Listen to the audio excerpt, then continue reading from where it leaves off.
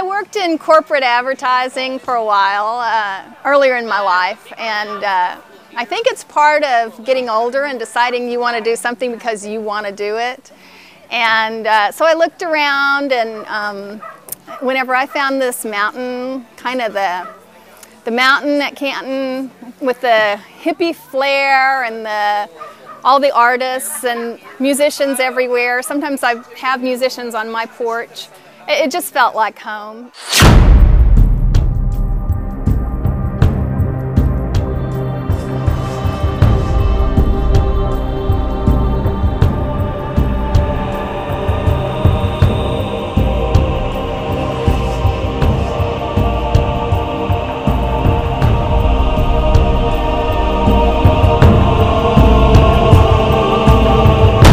Really fun to shop for this store, knowing the ladies who come here and the gentlemen who shop mainly for their ladies.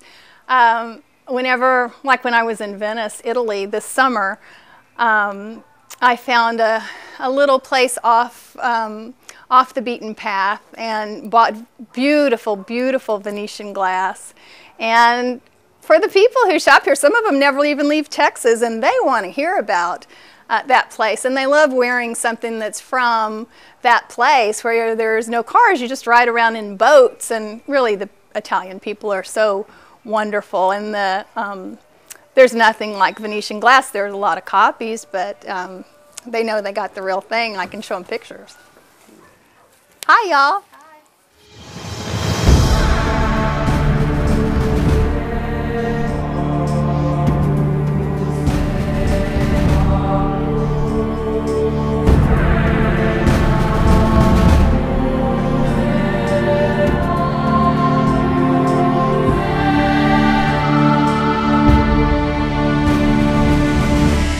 Like when I'm shopping in Bangkok, normally if there's another white girl shopping, she's from Russia, not the United States.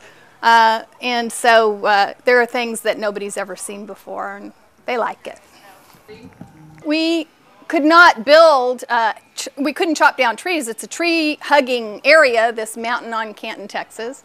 And they wanted to keep all the trees because that keeps the charm and the westerniness and the old-timiness. And so whenever I wanted to combine these two buildings, there was this great big tree.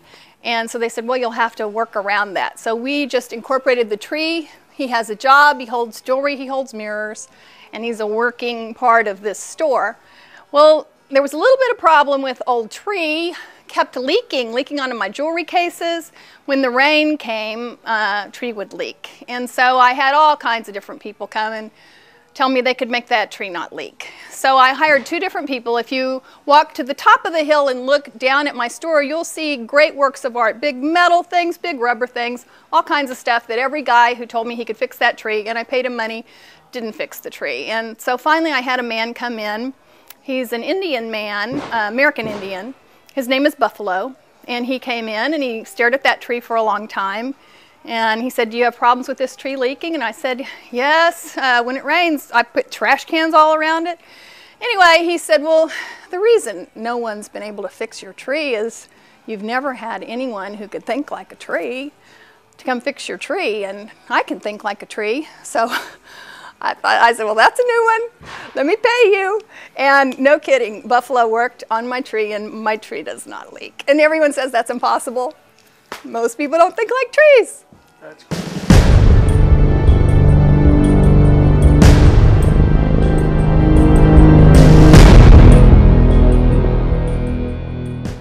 It just felt like home, and it felt like someplace we could grow and someplace that would always be fun to work in. And it's, we have the same people come every year. They stay at all the little inns and bed and baths up and down the hill. We have like 200 up there. Very unique, very different. Some little tiny, some big, some with space heaters. A lot like camping, and some of them are quite exotic. And the people who come are coming to really, really get away from town and really, really come to something different. We have street dances on Saturday nights. It's a lot of fun.